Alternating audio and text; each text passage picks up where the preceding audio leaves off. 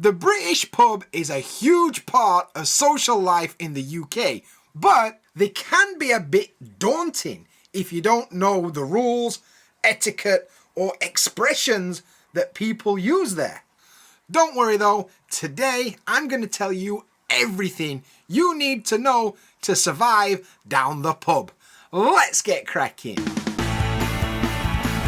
Alright mate, my name is Dan and I'm here to help you stop being an English student and start being an English speaker.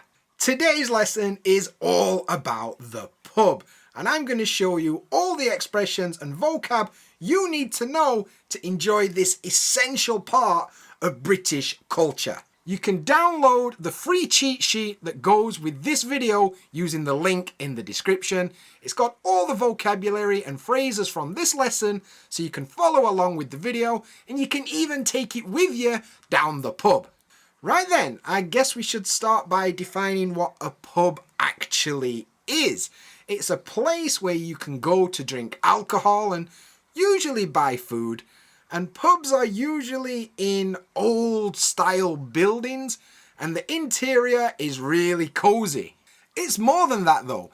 It's a nice, relaxed atmosphere where you can go and socialise with your mates and it's like the centre of your local community. There are a few different words that we use for pub. Of course, you can say pub, but you'll hear people say the local or the boozer. People will also call a pub by its actual name, and in England, pubs have pretty weird names, you know, like the Queen's Head, or the Lamb and Flag, or the Dog and Handgun. If you're not sure, keep your eyes open for the name of the pub above the door.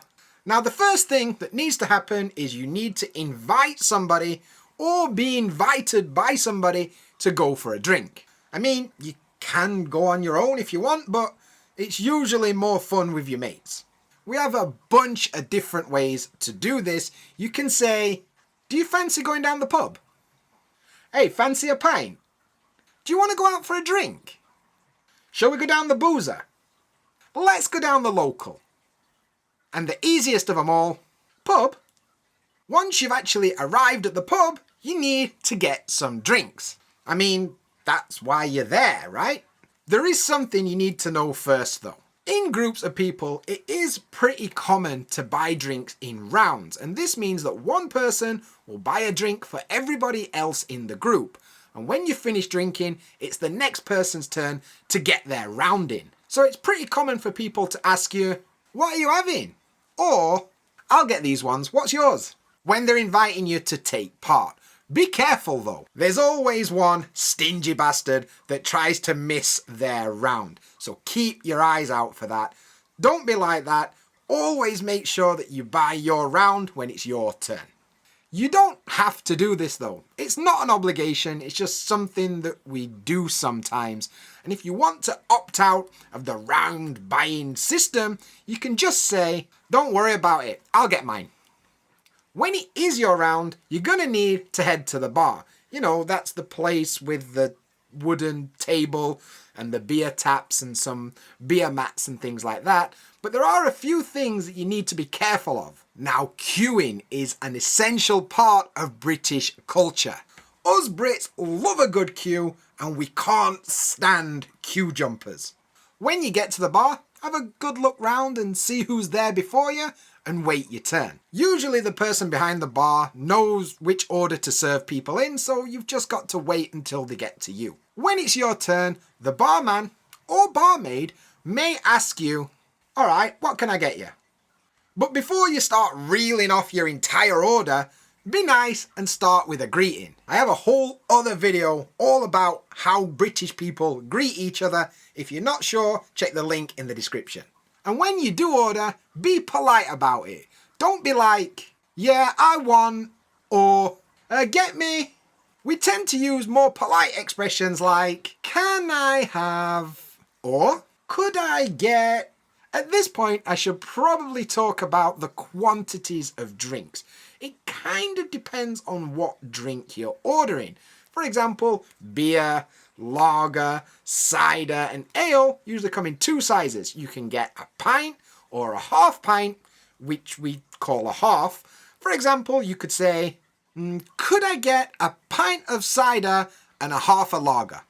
When it comes to wine, you've got two choices. You can get it in a large glass or you can get it in a small glass. I'm not much of a wine drinker, but I guess you could get it by the bottle too, if you fancy.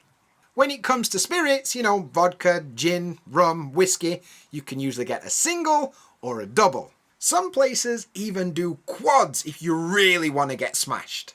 You might also want to get a pub snack while you're at it.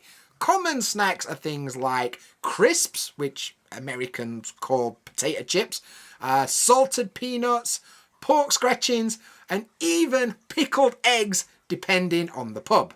And people say British cuisine's terrible.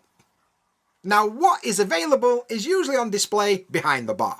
And that leads us on to today's question, and that is, what kind of pub snacks are popular in your country? Head down to the comments and let me know. And while you're down there, don't forget to smash that like button to let me know you're enjoying this video. Anyway, after you've ordered and the person behind the bar has poured your drinks, it's time to pay. They'll tell you the total price of everything that you've ordered, and then they're going to ask you, how would you like to pay? Or, how are you paying? Or, cash or card. Choose the best method for you and pay like you would in any other shop. Some pubs, especially if you're a regular, will let you open a tab. This means that you pay for all the drinks at the end of the night rather than each time that you go to the bar. Depends on the situation and the place, but it's sometimes possible. But I don't think I've ever done that, to be honest. And now it's time to get to the supping, which is British slang for drinking alcohol. So you should touch glasses with your mates and say cheers. It's an important part of the pub experience, so don't forget. And now you're fully equipped to enjoy a nice pint down the pub with your mates. But don't drink too much though. Otherwise, you're going to need to know the vocabulary in this video over here to explain to everyone that you've drunk too much.